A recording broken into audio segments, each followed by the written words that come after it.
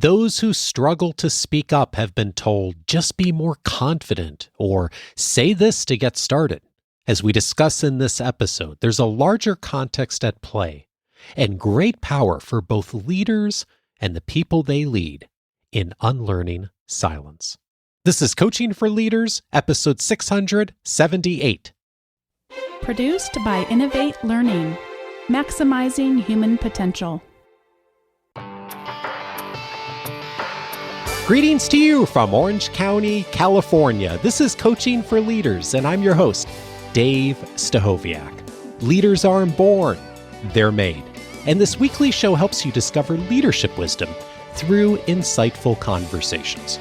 We all know the importance of speaking up, and yet it is a challenge for many of us both to speak up, but also for those of us who want to support those in speaking up better in our organizations. And, of course, from a leadership lens, we all have a responsibility to support systems and structures in our organizations to help others to speak up well. Today, I'm so glad to welcome a guest that's going to help us to do that better. Elaine Lin Hering is a facilitator, speaker, and writer who helps people build skills in communication, collaboration, and conflict management. She's a former managing partner of Triad Consulting Group and lecturer on law at Harvard Law School, specializing in dispute resolution, mediation, and negotiation. She is the author of Unlearning Silence: How to Speak Your Mind, Unleash Your Talent, and Live More Fully. Elaine, what a pleasure to have you here. Thanks so much for having me, Dave. You share a story in the book which just grabbed my attention, and maybe, Elaine, it's because it could have been my story years ago too. And it's about a taxi ride that you took years ago. And I'm wondering if you could share that story with us. Absolutely. I had just landed in Seattle, Washington on a work trip. So I've gone through multiple airports that do not have the freshest air, let's say. And I jump in a cab to get to the hotel. And having been through airport filtered air, I just wanted some fresh air. I click the button to try to open the window, and nothing happens. And I look at the GPS for the driver, and I'm thinking, it's just 20 more minutes. I can put up with it. We go another couple minutes. I'm like, oh no, it really stuffy in here. And that air freshener that's dangling from the rearview mirror is not doing anything for this cab. And I go through this minutes-long debate of, do I ask the driver to open the window? But I don't want to be a bother. It's not that big a deal. I can tough it out. Is the driver going to get mad at me? We're in a busy intersection, so I'm probably not going to end up in a ditch if the driver gets mad at me for asking.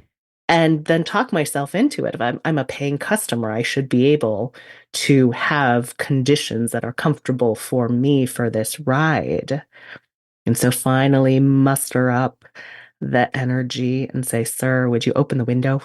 And he probably threw a please in there just to be extra kind. And he didn't even say anything back. He just pressed the button. The window opened. And Pacific Northwest air is glorious, but this was particularly glorious. And that moment taught me that if I say something, it could actually make a difference. And that internal debate of, should I say something? Should I not say something? What's going to happen to me? Is all too common when we're thinking about speaking up. I so appreciate you sharing that story, because I think there's two kinds of people who may be hearing what you've just said. One of them listens to that story and thinks, oh my gosh, that is me. I've struggled with that. I've been there in a situation like that where something maybe didn't seem like a big deal, but it was a big deal for me. And the other kind of person that I think may have just heard that story hears it and thinks, well, what's the big deal? Why is that? Yeah. Why is that a challenge? And I think it's really helpful for all of us to recognize that, there's some of us that really is a big deal for, and that almost certainly there's someone in our organizations that something like that is a struggle. And it may not seem like a big deal to us, but it is a big deal to that person. Hmm. Absolutely. And that if we are in that second group, second type of person where it's not a big deal, wouldn't think twice. We fundamentally underestimate, particularly when we're in leadership positions, how hard it is for someone in that first group to actually say something. Well-intentioned leaders so often say, just speak up. I'm here. My door's always open. Tell me what you really think. And we fundamentally underestimate how someone differently situated, particularly if they are lower in the organizational hierarchy or newer to the organization, or fill in the blank for any number of reasons that we can get into, how hard it is for them to ask someone to open the window. Yeah, indeed. One of the things that I really appreciate in the book is just the roadmaps, the gentle roadmaps you provide for Mm, how to do this a little bit better, not only for ourselves, if that's us, but also to support others. And you referenced the phrase from Simon Sinek as a starting point of start with why. What's important about that in thinking about bringing voice into a situation and unlearning silence? So often in talking about speaking up or unlearning silence, and maybe we should start there, which is so often in terms of speaking up, the advice is just speak up. Yeah. And I've given that advice, I've received that advice and found it wholly unsatisfying because there's the deeper question of, well, why don't we speak up? What have we learned that either prohibits or inhibits us from speaking up? And to me, that the what is silence. What have we learned? In what ways have we been rewarded in the past for staying silent? How has it served us well in our careers? And now hitting a point where it might not be serving us as well as we'd hope.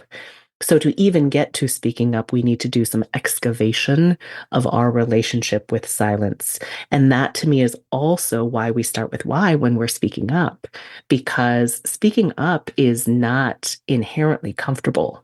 If it is not something you are used to, if it is not something you've been rewarded for, if it is not something that has been normed for you.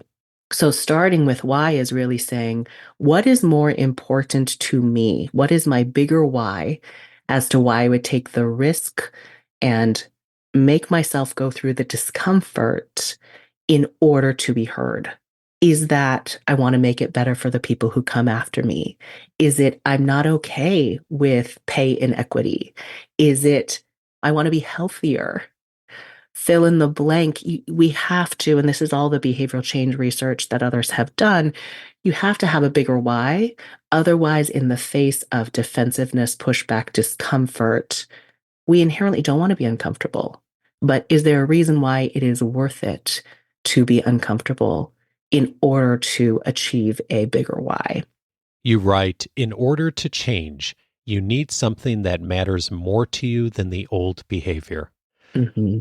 It's such a powerful statement. And you mentioned salary equity a bit ago. And I think of the both some of the research, but also some of the anecdotal stories I've heard, particularly from women over the years who have struggled with salary negotiation, Hmm. knowing that they are going to often struggle with that in the moment. And what they've heard and has been helpful is like thinking about that bigger why, much like you just said, of I'm not just going into this for me.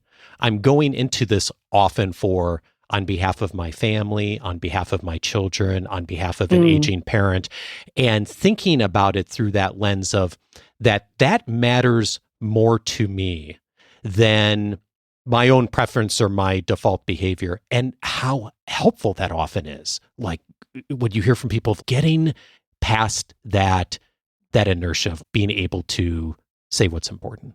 Absolutely. I think this is actually a really good microcosm of the premise of the book, which is in what ways might I, as someone who maybe hasn't pushed on salary negotiations, what might I need to unlearn about my silence? How might I push through to have a bigger why, to choose to have the conversation?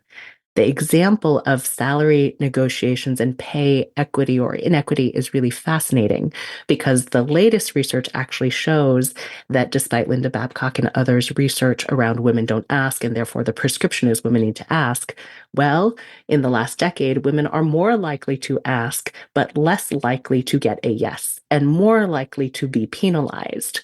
Which to me is why the fix isn't to say women just speak up more, even though we can and we will. It is also to say, in what ways do we as leaders silence women if the cost of speaking up is disproportionately larger for women?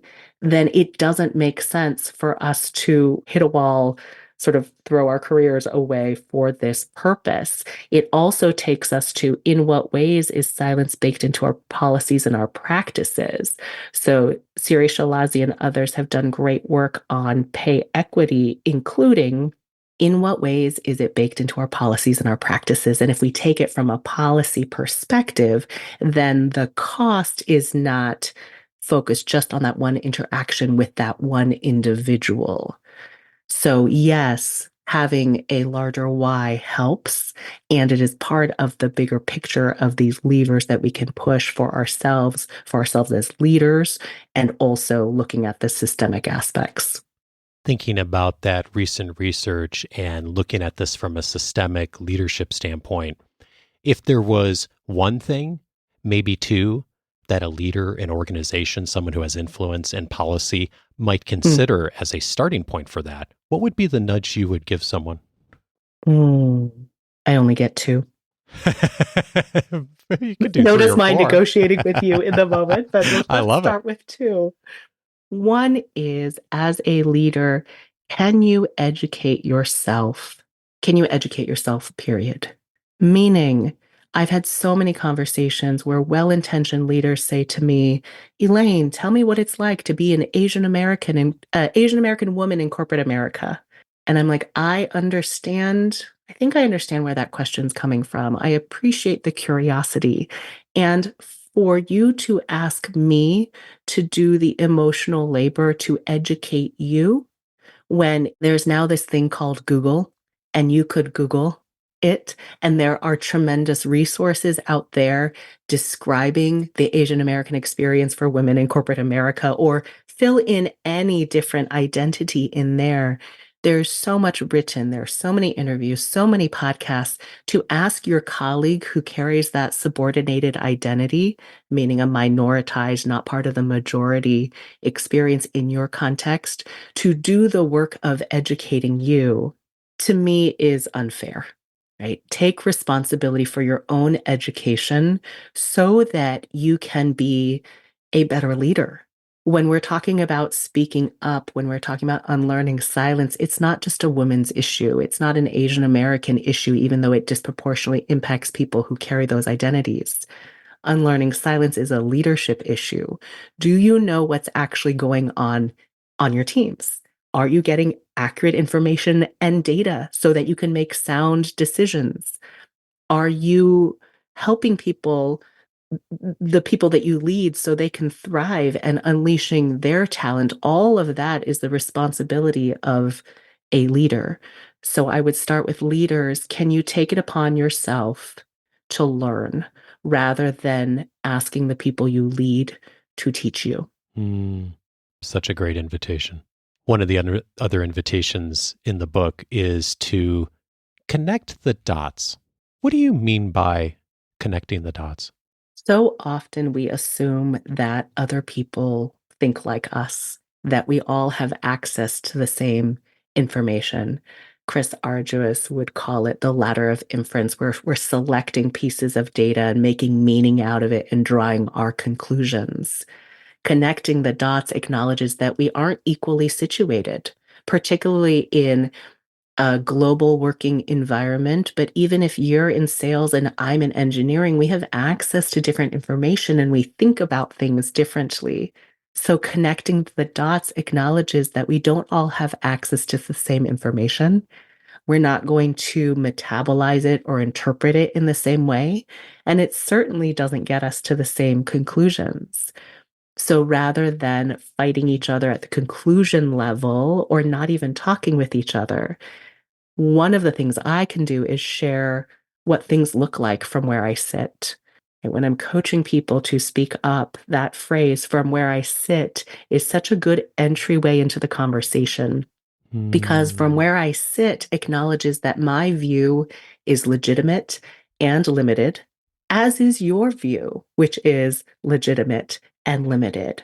So often, in terms of speaking up, it feels like we have to have it all figured out. We need to be omnipotent. And the reality is, none of us are. So, connecting the dots, it's saying, from where I sit, that deadline doesn't make sense.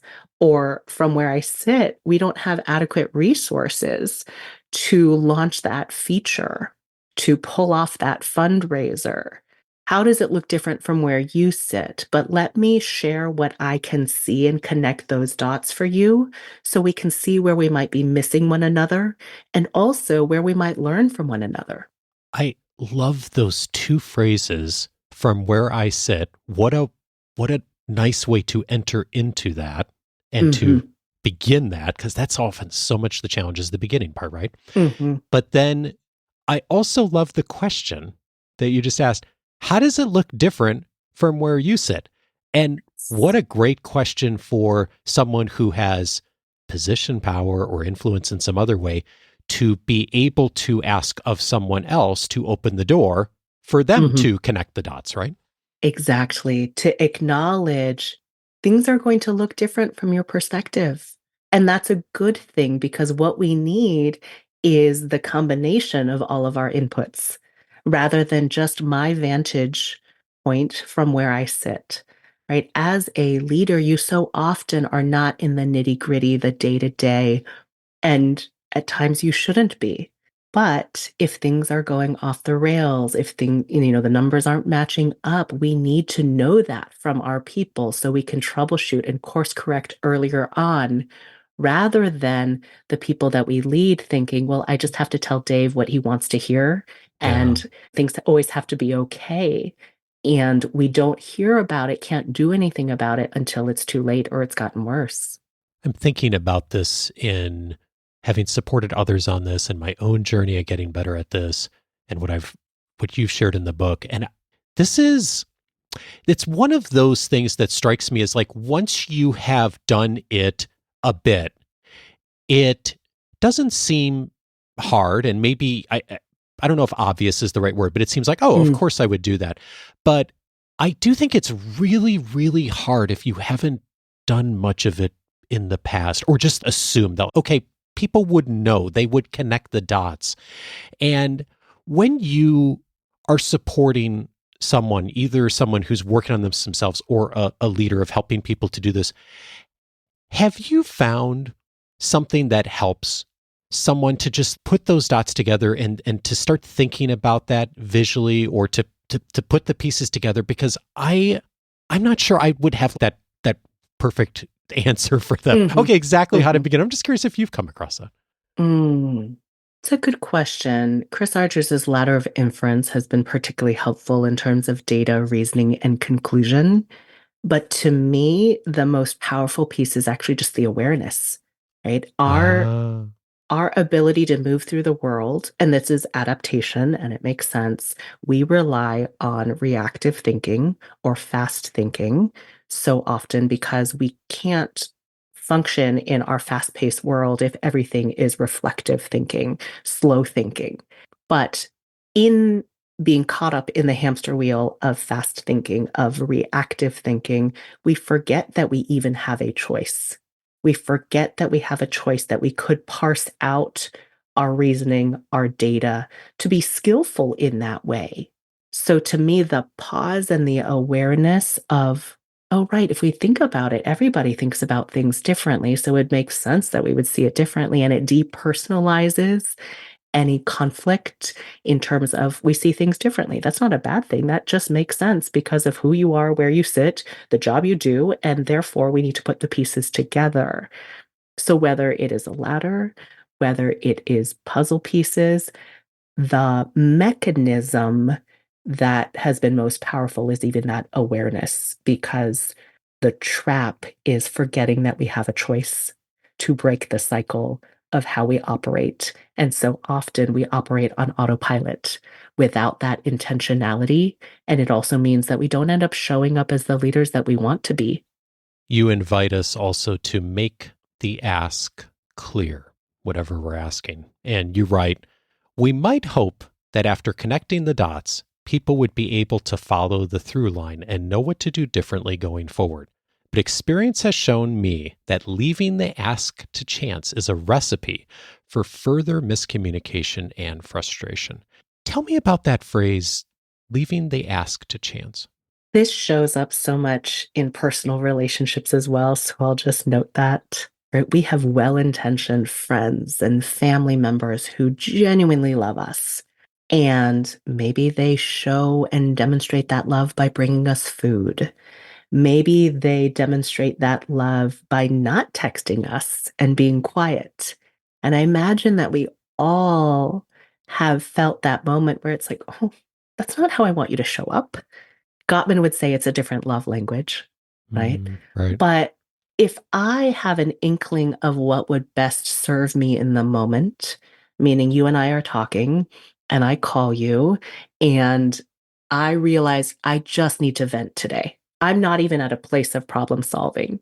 It serves you, it serves the relationship better if I am explicit with you of the way that you can best support me right now is just to hear me out, right? Go hard on empathy. Let me vent. Advice not welcome yet. Maybe I'll come to you tomorrow. Maybe I'll come to you by the end of the venting, but right now I just need to vent versus that mismatch where people offer really well-intentioned advice and the person can't hear it because they just need to vent in the moment. And then the advice giver feels like, well, that's useless. They're not even going to listen to me. Why am I offering the advice?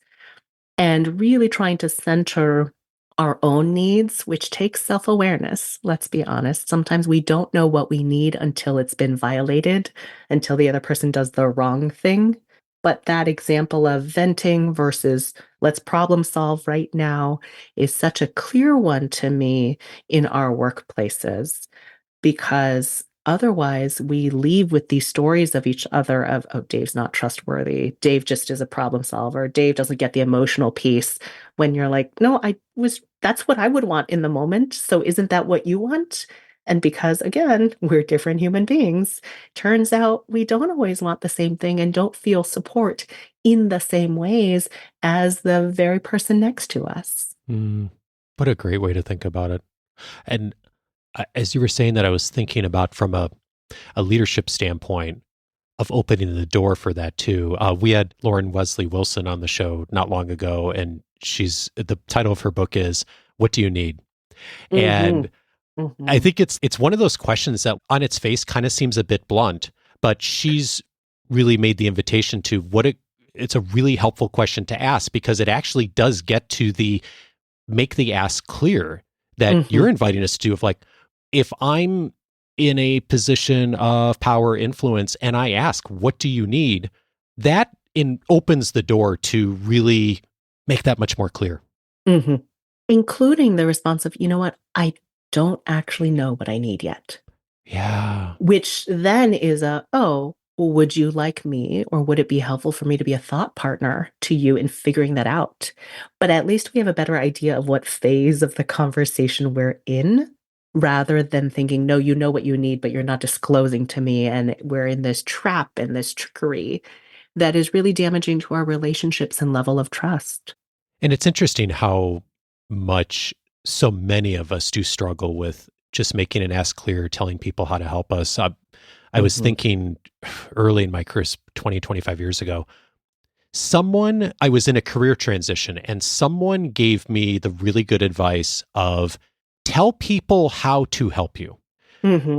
Because if you don't, there's lots of people who love you and care about you and want to support you. But if you don't tell them how to help you, they're not going to know what to do.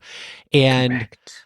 I took that to heart at the time, and I sent one email. And the email I sent was to the group of like 20, 25 people at the time I knew best in the world. professionally and personally. Mm, And I sent an email and said, here's what I'm in the middle of. I'm in the middle of this transition. Here's what I think that I need. And here's the mm, introductions that I think would help. nice. And one of the people who received that email was a friend of mine who was taking a Dale Carnegie course. Mm, And he read the email and he said, "Oh, I think I should put you in touch with this instructor that is from mm. Dale Carnegie." And that's what started my career at Dale Carnegie. It was taking that moment to ask for help. And I actually didn't Yeah. do that very well overall at the time. But in that one moment I did, and it made all the difference. And I have to say that judgment, if I didn't do that all that well overall, you at least did something. Right. So I want to celebrate that because so often we get caught in this standard of, I got to do it right. I've got to do it perfectly. I have to Yeah. figure out the right way to do it. And the right words or useful words for you is going to be different than what right or useful words for me are going to be. But I would even change the bar to say it's not about the right words, it's about doing something. Because even if you did that, you wrote that email imperfectly, it's still, even if you didn't have you're like, "This is what I think I need," and 5 minutes later, 5 days later, you realize that's not what I need, at least taking a step gets you new data. Yes. New data that then informs you, allows people to react to it, to say, "Hey, I think I should make this introduction to Dale Carnegie. Is that helpful? Yes or no?" And there's so many decision nodes along the way, but we can get stuck in that moment of, I don't see all of the pieces, I don't see all the steps going forward, and I don't know the right way to do it, so I'm going to do nothing. And inaction doesn't move us forward. Doing an experiment, taking a step does. Yeah, and sometimes even going the wrong direction because Mm, it surfaces something that then gives you insight on where you go next. And which is a great lead into one of the other anchors, which is your invitation to embrace resistance. mhm. And thinking about what you've said of like, okay, this tendency of, okay, if I could just find the perfect language or the perfect phrase that people will respond in a positive way. And it's nice when that happens, and occasionally that does. Like you say the thing right, and oh, someone really responds exactly how you hope. But actually, sometimes getting resistance from the other party when you do say something is really useful, isn't it? Mm. It's really useful, even though it doesn't feel useful in the moment. Yeah. I would Yeah. argue that most of us, when we say something, we want people to be like, "Oh, yes, absolutely. I'm going to change my behavior and you're changing the world going forward." And we go along our merry way. Except it doesn't tend to happen that way. Life doesn't tend to happen that way. So, embrace resistance is an invitation to say, number one, resistance, people's defensiveness or wanting to wrestle with the question, poke holes in it, that is normal. That is how we engage. And if you talk to salespeople, they'll tell you that any engagement, even a no, is a win because it gives you a hook to say, well, what would need to happen for it to be a yes? Or can you tell me what concerns you have? The research around the voice cultivation process, if we want to be really technical about it, right? The process of getting an idea to fruition, getting change into reality, suggests that because 80% of our work now takes place in teams, even if someone pushes back, even if you don't get a yes right away, right? You don't have your magic wand, beautiful version of people receiving your idea, that it's still useful because once it's said, it is a seed planted in someone's head. Once there is resistance, we can figure out how to make it better, right? We can learn something from that. So often we get thrown off, we get discouraged when we speak up and people don't change right away or don't seem to have heard us or they push back versus what can I learn from this resistance? You might take a moment to let the adrenaline and the cortisol get reabsorbed back into your body because very few of us like that resistance, but Yeah. to expect it and engage it to say, well, what would need to change for this to work from your perspective? Or what are you seeing from where you sit that I might not be seeing that we would have to consider in order for this to be something that works for the team? right? It tells you where the resistance is, and in order to move forward, we're going to have to engage and reduce that resistance. And so that mindset shift paired with the action is incredibly powerful for keeping us going and also not getting discouraged and deciding no longer to try because things didn't magically change right away. One of the things that I love about the book is the word you've said a couple of points in this conversation, awareness. And the first half of the book is about awareness, not only for ourselves, but for others, and how we think about unlearning silence. And it's such a helpful and useful place for folks who want to get better at this, either in themselves or supporting others. And I'm thinking about so much of your own awareness that you talk about in this book, Elaine, and in your work. And I'm curious, as you put this book together and brought all the resources together and so many of the conversations and interviews you did, as you did that over the last couple of years, what's something that you've changed your mind on? I want to be clear for action-oriented listeners that the second half of the book is all about action. Yes, so it is. We're not leaving you high and dry. This is not just stare at your belly button meditatively. Awareness is necessary, and it is necessary to catalyze us to action. The thing that has changed for me is that I very much thought that this was just a me issue. I've been told my entire life, you need to speak up, you need to be more assertive. If you're not getting what you want, it's you.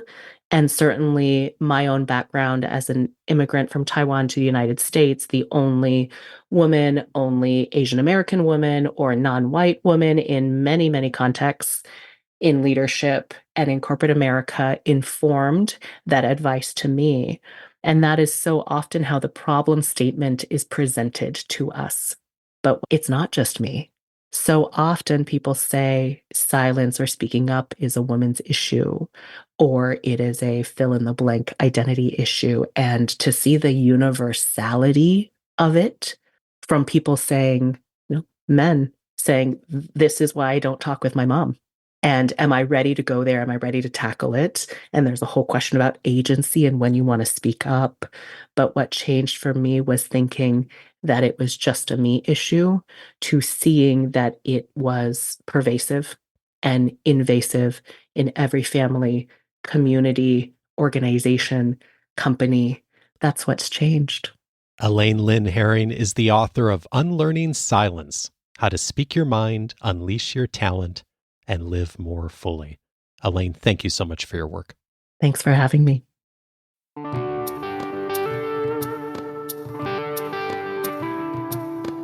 If this conversation was helpful to you, a few related episodes I'd recommend. One of them that pairs beautifully with this conversation is episode 546, How to Speak Up.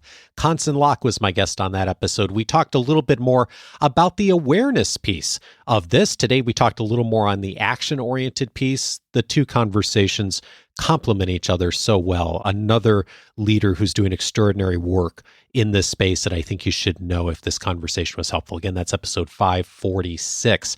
Also recommended episode 556, End Imposter Syndrome in Your Organization. Jodi Ann Bury was my guest on that episode, and I'm thinking about her work because of one of the things Elaine said today is that speaking up, we often think about as a challenge for an individual. We don't often think about it is what are the systemic dynamics that are at play that are preventing people from being able to say what needs to be said. So the same thing is true very much for imposter syndrome. Jodi Ann challenges us on thinking about imposter syndrome. We often think of as a challenge for an individual, but we miss the things that we are doing as leaders or as an organization that is allowing that to be pervasive. So many wonderful invitations from Jodi Ann in that conversation for us as leaders on how we begin to shift that dynamic in our organizations. A similar message on episode 608 around burnout. Christina Maslach was my guest on that episode, the leading researcher on burnout. We had a conversation about the mindset leaders need to address burnout. Christina used the analogy of a canary in a coal mine. Canaries, of course, were used to be indicators for something being wrong with the air quality. Now, if a canary came out of the coal mine not doing well, you wouldn't just make sure the canary felt better, and then send the bird right back in without making any kind of shift to the environment. And yet, we often do that with burnout. Someone's experiencing burnout, and the advice or suggestion is to take a week off, take some time away, and then the individual goes right back into the team or organization. That's likely to continue to trigger the same thing. Christina challenges us to do better as leaders. What can we do to address the root causes of burnout and look at it broadly from the standpoint of the organization? Episode 608 for more on that. All of those episodes, of course, you can find on the coachingforleaders.com website. And I'm inviting you to set up your free membership today, if you haven't before, at coachingforleaders.com. It's going to give you access to the entire library of episodes that I've aired since 2011, searchable by topic. In addition, my own private library. I have made available inside of the free membership the full database of all of the articles that I have found over the years that I've shared in the weekly guides that you receive each week. I've cataloged all the podcast episodes that I've listened to that I think would be helpful to you, TED Talks, videos, resources from others. If I found it online on Harvard Business Review or the Wall Street Journal or wherever, I've cataloged it and databased it, and I've made it all available to you. All of it. It's all databased in there. It's freely available as part of your free membership. It's under Dave's library. So if you set up your free membership at coachingforleaders.com, you'll get access to that plus tons of other resources inside of the free membership. And perhaps you are also looking for a bit more. One of the invitations I make every month is to one of the guest experts who has been on the podcast in the recent past to come and speak to our members directly. And our members get together live to have a conversation with guest experts and to ask questions of them. Rather than me asking the questions, it's our members asking questions. And most recently, we had Joan Gary with us on our monthly expert chat. Joan is an expert in nonprofit leadership. We were asking her questions about how do executive directors and CEOs of nonprofits work well with boards, and how do boards work well with staff. We had a lively conversation for an hour with her of learning from her perspective, helping us all to get better at being able to be good leaders in the nonprofit space. It is one of the years of conversations that are inside of Coaching for Leaders Plus, all the recordings of the past, plus every new recording each single month coming available to you. We've had guest experts in the past like Michael Bungay Stanier, Kwame Christian, Amy Gallo, Jonathan Raymond, Liz Wiseman, the voices you've been hearing on the show for years, joining us for those expert chats. If you'd like access to that, it's one of the key benefits inside of Coaching for Leaders Plus. Just go over to coachingforleaders.plus to find out more. Coaching for Leaders is edited by Andrew Kroger. Production support is provided by Sierra Priest. Next Monday, I'm glad to welcome Jeff Wetzler to the show. He is going to be joining us to discuss how to make it easier to discuss hard things. A great follow-up to today's topic. Join me for that conversation with Jeff next week, and I hope you have a great week. Take care.